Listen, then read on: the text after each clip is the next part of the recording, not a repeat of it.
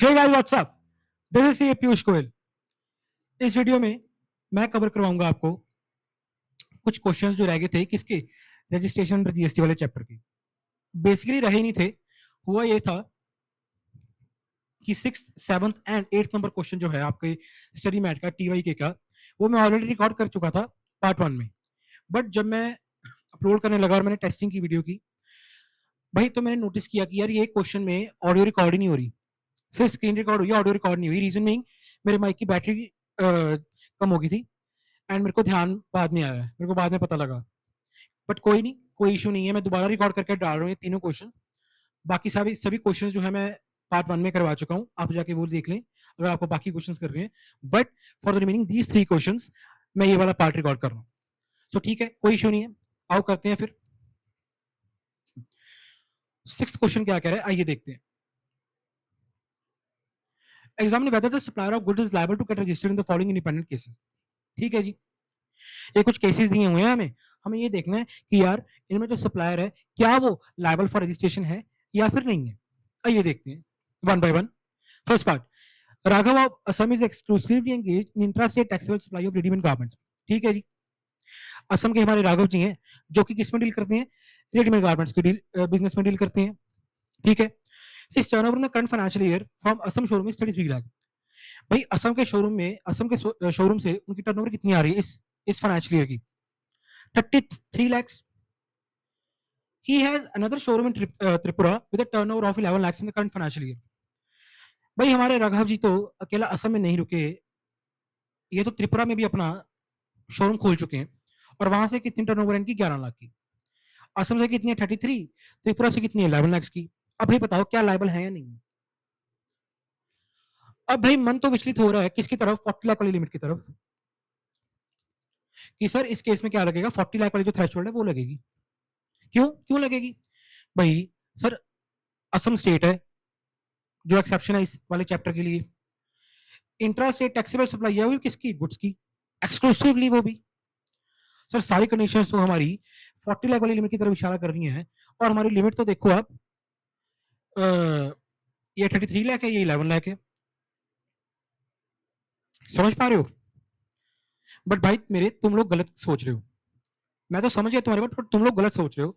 इस केस में 40 लाख की लिमिट नहीं लगेगी यार, इस केस में क्या लगेगी, 10 लाख रुपीज की लिमिट लगेगी। व्हाट, जी हाँ, व्हाट। ओ यार मेरी बात सुनो, ये क्या लिखा है, ये क्या लिखा है, त्रिपुरा, त्रिपुरा। अभी भी नहीं दिखा, लो भाई हाईलाइट कर दिया तुम्हारे लिए, स्पेशल हाईलाइट कर दिया तुम्हारे लिए, ये लो। And you guys already know कि अगर हम किसी स्पेशल कैटेगरी स्टेट से गुड्स एंड सर्विसेज को सप्लाई करने हैं तो यार उस केस में जो हमारी लिमिट देखी जाएगी वो क्या देखी जाएगी, 10 लाख देखी जाएगी, ना कि 20 लाख एंड 40 लाख। ओ हाँ, याद आ गया सर, सर याद आ गया जी हमें। सर सॉरी सर, भटक गए थे, कोई बात नहीं। एग्जाम में भटकना, यहाँ भटक जाओ कोई चक्कर नहीं है, बट एग्जाम में सही करके आना। तो भाई इस केस में तुम लोग क्या देखो, राघव क्या कर रहा है, त्रिपुरा से भी गुड्स एंड सर्विसेज वो सप्लाई कर रहा है, गुड्स सप्लाई कर रहा है, रेडीमेड गारमेंट्स। तो भाई इस केस में क्या उसको 40 लाख की थ्रेशोल्ड का बेनिफिट मिलेगा, आंसर इज नो। तो इस केस में थ्रेशोल्ड लिमिट क्या देखी जाएगी, 10 लाख रुपीज, राइट। टर्नओवर हमारी कितनी है, 44। तो क्या लायबल टू रजिस्ट्रेशन है, यस लायबल है। समझ आया, आई होप क्लियर हो गया होगा, इजी क्वेश्चन था। नेक्स्ट पार्ट देखते हैं। Pulkit of Panjim Goa is exclusively engage in intrastate taxable supply of shoes. भाई हमारे गोवा में पंजिम के रहने वाले पुलकित जी हैं जो कि क्या बिजनेस करते हैं, शूज का। ठीक है, टर्नओवर कितनी है इनकी फाइनेंशियल ईयर में, 22 लाख की। अब इस केस में सर क्या थ्रेशोल्ड देखेंगे, भाई 40 लाख वाली लिमिट देखेंगे। क्यों जी, क्योंकि गोवा कोई स्पेशल कैटेगरी स्टेट तो है नहीं है, पहला कंडीशन सेटिस्फाई होगी। दूसरी क्या थी, भाई एक्सक्लूसिवली गुड्स में डील करता हो बच्चा, वो भी कर रहा है पुलकित। जो हमारा पुलकित है जी वो गुड्स में डील कर रहा है, शूज दे रहा है, शूज सप्लाई कर रहा है, कोई सर्विस तो सप्लाई कर नहीं रहा। सभी कंडीशन जितनी भी थी भाई वो सेटिस्फाई हो रही है 40 लाख की लिमिट वाली।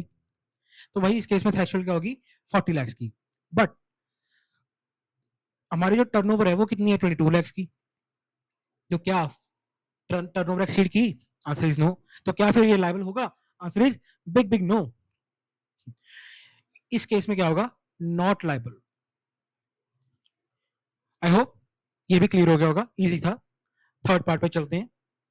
हर्षित of Himachal Pradesh is exclusively engage in intrastate supply of paan masala. ठीक है जी। हर्षित जी जो है हमारे भाई, वो क्या कर रहे हैं, सप्लाई पान मसाला। बोलो जुबा केसरी, बोलो जुबा Kesari. His aggregate turnover in the current financial year is 24 lakhs। भाई बच्चे का मन कहां पे जा रहा है, फिर से वही 40 लाख वाली लिमिट की तरफ। क्यों जा रहा है बच्चे का मन? हिमाचल प्रदेश स्टेट है, इंट्रा स्टेट सप्लाई कर रहा है बंदा, गुड्स की सप्लाई कर रहा है एक्सक्लूसिवली। तो भाई बच्चे का मन तो विचलित कर रहा है। बच्चा कहता है जी 40 लाख वाली लिमिट है, और हमारे हर्षित जी जो है उनकी टर्नओवर अभी 24 लाख की है, नॉट लायबल फॉर रजिस्ट्रेशन। धत तेरे की। और गुड्स तो देख लो कौन सा सप्लाई कर रहा है। मैं दोबारा दोबारा कह रहा हूँ चीख चीख के, बोलो जुबा केसरी, बोलो जुबा केसरी। And you guys very well know कि यार अगर मैं वो जो नोटिफाइड गुड्स है मेरे, pan masala, ice cream whether containing cocoa और not, fly ash bricks blocks aggregate, आया कुछ याद? सर याद है हमारा सर। हाँ कोई बात नहीं भाई, मेरे पान मसाला सप्लाई कर रहा है। तो इस केस में क्या होगा, इस केस में जो ये हमारा सप्लायर हर्षित, इसको 40 लाख की जो लिमिट है उसका बेनिफिट नहीं मिल पाएगा, नहीं मिल पाएगा। क्योंकि ये जो वो नोटिफाइड गुड्स हैं अपने, वो सप्लाई कर रहा है, उनमें से एक गुड सप्लाई कर रहा है पान मसाला। इस केस में हमारी थ्रेशोल्ड लिमिट क्या देखी जाएगी बॉस, 20 लाख, जो नॉर्मल सिनेरियो में लिमिट लगती है हमारी रजिस्ट्रेशन की। एंड ये अपने जो है हर्षी जी, ये तो 24 लाख से टर्नओवर क्लॉक कर रहे हैं फाइनेंशियल ईयर में। तो क्या लाइबल है? Answer is yes, he is liable for registration. I hope clear हो गया होगा तुम्हें। क्वेश्चन इजी क्वेश्चन था, कुछ टिपिकल मेरे को तो नहीं लगा। आई होप तुम लोगों को भी ये क्वेश्चन समझ आ गया होगा। ये क्या हो गया? ठीक है, सिक्स्थ क्वेश्चन हो गया। अभी चलते हैं सेवंथ क्वेश्चन की तरफ। क्या कहता है सेवंथ क्वेश्चन जी, देखते हैं। एग्जाम में कहता है supplier is liable to get registered in the following independent cases. Same वही बात बतानी है कि यार क्या सप्लायर लायबल है नहीं है। आओ देखते हैं जल्दी जल्दी। Ankit of Assam is exclusively engaged in intrastate supply of taxable services. इस केस में ध्यान रखना सर्विसेज है। टर्नओवर कितनी है? 25 लाख की। सर्विसेज के केस में भाई टर्नओवर कितनी होती है, थ्रेशोल्ड लिमिट कौन सी देखी जाती है? 20 लाख की। और ये भाई साहब कितने टर्नओवर कर रहे हैं? 25 लाख की। तो क्या ये लायबल फॉर रजिस्ट्रेशन है? Answer is yes, he is liable for registration. तो टर्नओवर क्रॉस कर गया 20 लाख की। ठीक है, सेकंड पार्ट। भाई संचित जी हैं असम के, वो भी इंट्रा स्टेट सप्लाई कर रहे हैं किसकी? टैक्सेबल गुड्स की एंड सर्विसेज। तो ये जनाब क्या कर रहे हैं, गुड्स और सर्विसेज दोनों सप्लाई कर रहे हैं। क्या बात है। टर्नओवर कितनी है इनके अपने फाइनेंशियल ईयर में? 30 लाख रुपीज। भैया आप लोगों को अच्छी तरह पता है, जो 40 लाख वाली एनहांस जो लिमिट है, उसका बेनिफिट तभी मिलता है अगर आप एक्सक्लूसिवली क्या कर रहे हो, सप्लाई गुड्स सप्लाई कर रहे हो। अगर बॉस सर्विसेज थोड़ी सी भी सप्लाई कर रहे हो ना, तो यार वो 40 लाख वाली लिमिट का बेनिफिट तुम्हें कतई नहीं मिलेगा।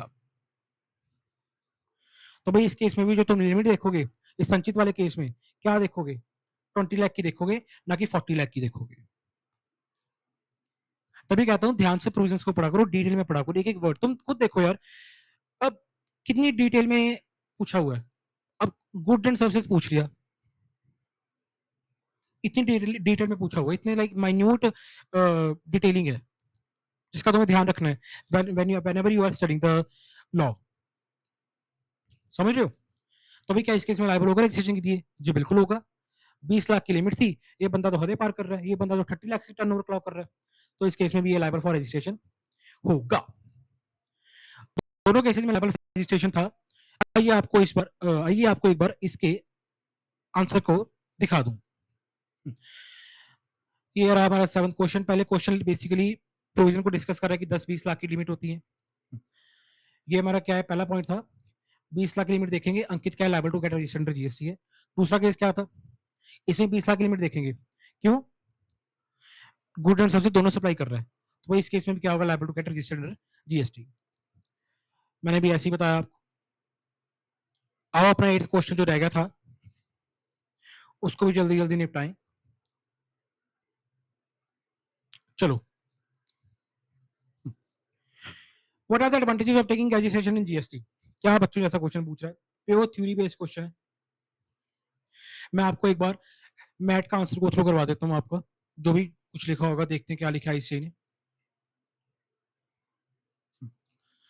अब सीधी सी बात है, क्वेश्चन कह रहे हैं जी अगर आप जीएसटी में अपने आप को रजिस्टर करवा रहे हो, आप जीएसटी नंबर ले रहे हो, रजिस्ट्रेशन करवा रहे हो, तो आपको क्या क्या बेनिफिट मिलेंगे? भाई सबसे पहले तो क्या लिख रहा है आंसर में, legally recognized as supplier of goods और सर्विसेज। और भाई अब जाहिर सी बात है यार, जब तुम जीएसटी नंबर ले लोगे तो तुम्हारी एक अपनी लीगल आइडेंटिटी बन जाएगी। तुम कुछ सोचो, तुम्हारे पास क्या है, जीएसटी नंबर है, तुम बैंक में जाओगे, लोन लेने के लिए, सीसी लिमिट बनवाने के लिए, ठीक है, या तो बैंक भी देखेगा कि हाँ यार बंदा जीएसटी में रजिस्टर्ड है, कि बंदे के ऊपर बेसिकली लॉ भी ट्रैक रख रहा है, लॉ का भी एक वो है, ट्रैक है। बिकॉज अगर तुम यार किसी लॉ में रजिस्टर्ड हो, तुम रिटर्न भरोगे टाइमली, अपनी रिटर्न फाइल कर रहे हो नहीं कर रहे हो, तो बेसिकली तुम्हारा एक तुम जीएसटी लॉ तो जो है अपना डिपार्टमेंट है, वो ट्रैक तो रख रहा है ना तुम्हारे ऊपर। तुम अगर कंप्लाइंस नहीं करोगे तो तुम्हें दिक्कत आएगी कल को। एक ट्रैक रखा जा रहा है तुम्हारे ऊपर, तो तुम्हारी क्रेडिबिलिटी भी बढ़ती है, तुम्हारी रिकॉग्निशन बढ़ती है। इनफैक्ट अगर मैं इनडायरेक्टली कहूँ तो भाई तुम लोग क्या हो जाएगा, लीगली रिकॉग्नाइज हो जाओगे। लीगली रिकॉग्नाइज की तुम्हें मैंने बेनिफिट बताई दी है, जहां भी जाओगे भाई तुम्हारा सम्मान किया जाएगा, तुम्हारी क्रेडिबिलिटी बढ़ जाएगी। फर्स्ट पॉइंट ये हो गया। सेकंड पॉइंट क्या कह रहा है sir, proper accounting of taxes paid on the input goods or services which can be utilized for payment of GST due on supply of goods or services on both the businesses। तो यार सीधी सी बात है यार, जब तुम लोग GST में registration ले लोगे तो लोगों को पता है तुम कलेक्ट क्या करोगे, टैक्सेस। जो आईटीसी ऑलरेडी पे करके आया उसको क्या करोगे, माइनस। जो बच जाएगा उसको क्या कर दोगे, पे इन कैश, या जो बच जाएगा वो तुम्हारा कैरी फॉरवर्ड बैलेंस हो जाएगा आईटीसी का फॉर द नेक्स्ट मंथ। वही कुछ लिखा हुआ है कि भाई जब जीएसटी में रजिस्ट्रेशन ले लिया तो प्रॉपर काउंटिंग हो जाएगी टैक्सेस की, पेड ऑन इनपुट गुड्स और services which can be utilized for payment of GST. वही कुछ बताया है, ठीक है। थर्ड पॉइंट क्या कह रहा है जी, legally authorized to collect taxes from his purchasers.